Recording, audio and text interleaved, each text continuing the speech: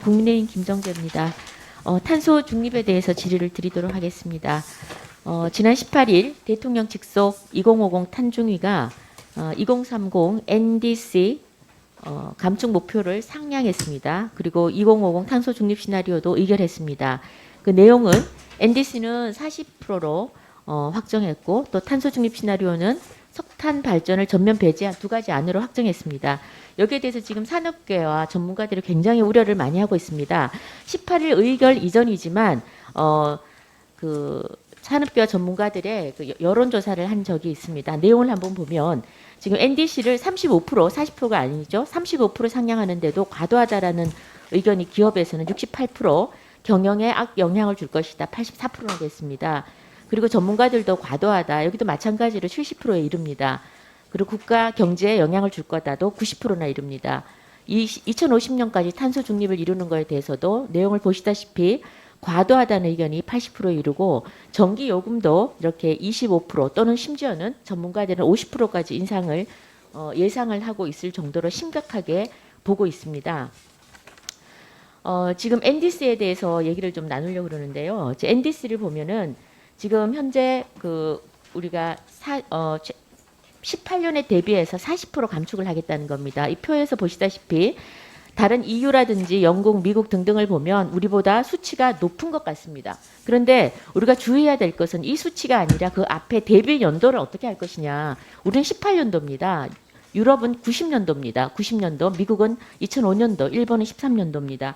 이걸 보시면 아시다시피 기준 연도라는 것은 가장 그 탄소 배출이 최정점에 달했을 때입니다.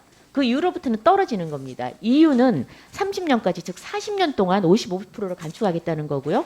우리는 12년 동안 40%를 감축하겠다는 겁니다. 이걸 고려해서 보면 우리가 그 연평균 온실가스 감축률은 단연 세계에서 1위입니다. 저희가 4.17%입니다.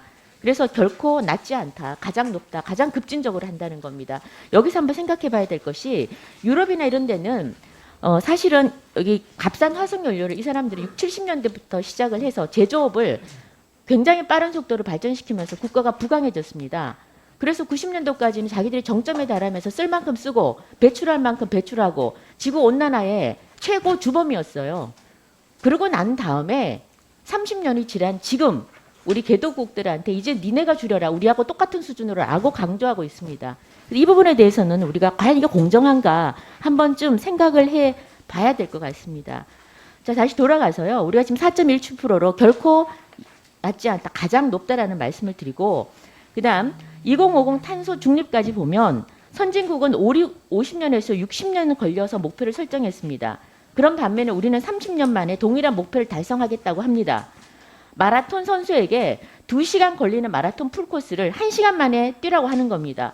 당연히 선수는 완주를 못하고 쓰러질 수밖에 없습니다. 지금 쓰러지는 것은 산업계입니다.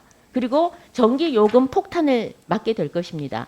특히 중국의 입장을 보면요. 중국은 NDC 전혀 안 내놓고 있습니다. 그냥 2060년까지 우리 탄소 중립하겠다 이렇게만 얘기하고 있습니다. 자, 그러면 중국은 2030년까지 계속 값싼 석탄하고 재래 기술 마음껏 활용해서 상대적으로 가격 경쟁력 높이겠다는 겁니다.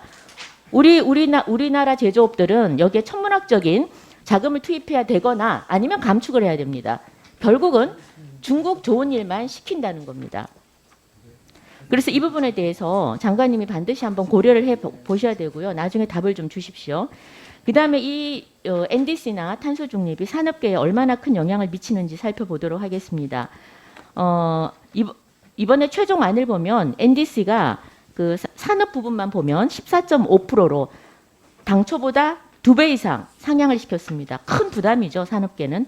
2050년까지 탄소 중립 80%입니다. 80%. 감축 목표가. 산업 분야가 뭐 비명을 지를 수밖에 없습니다. 다 아시다시피 우리나라 산업 구조는 탄소 배출량이 많은 제조업 비중이 27.8%를 차지하고 있습니다. 다른 여타 국가보다 지금 제조업이 상당히 높습니다.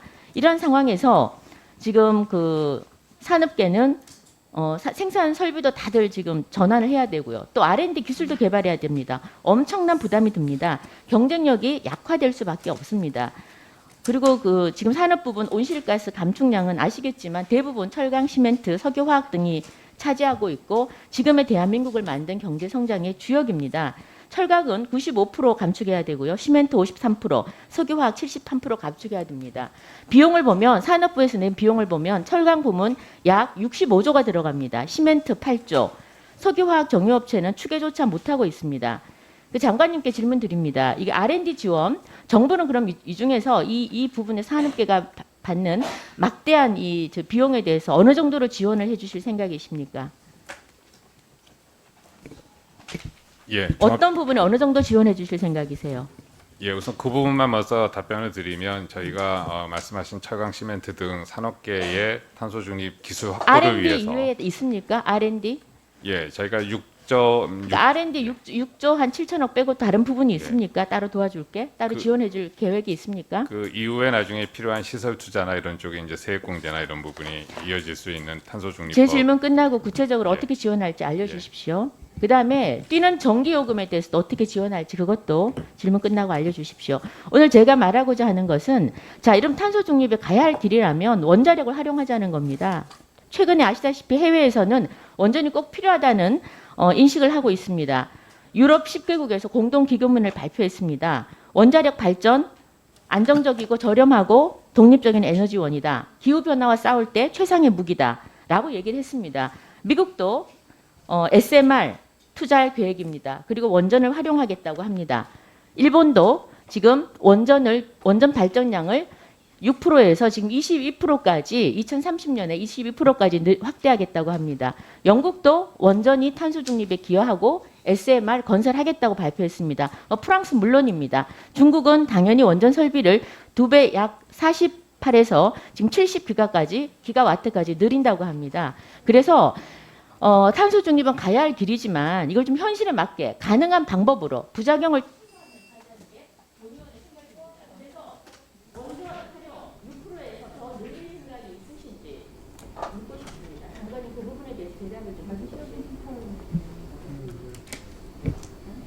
예, 먼저 처음에 탄소 중립의 지금 그 시나리오 또 우리가 NDC 결과에 대해서 산업계의 우려가 많다는 말씀을 주셨습니다.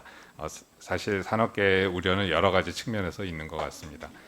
저희가 이미 세계 시장 자체가 탄소 중립을 하지 않는 기업에 대해서는 앞으로 거래를 하지 않겠다든지 투자를 하지 않겠다든지 최근에 ESG에 대한 관심과 이제 부담이 이제 커지고 있는 거와 연결을 해서 기업들은 앞으로 탄소 중립을 하지 않으면 시장에서 살아남지 못한다라는 한편의 걱정이 있고 그럼 그것을 어떻게 달성해 나가는 기술 확보를 할 것이냐 시설 투자를 어떻게 할 것이냐 하는 그 걱정 그리고 그 시안을 언제까지 어떻게 준비해 나가야 과연 늦게 따라가도 시장에서 살아남을 수 있겠느냐 이런 다각적인 걱정이 있는 것으로 저희가 이 탄소 중립을 기업과 산업계와 그동안 협의를 해오면서 같이 공감했던 상황입니다.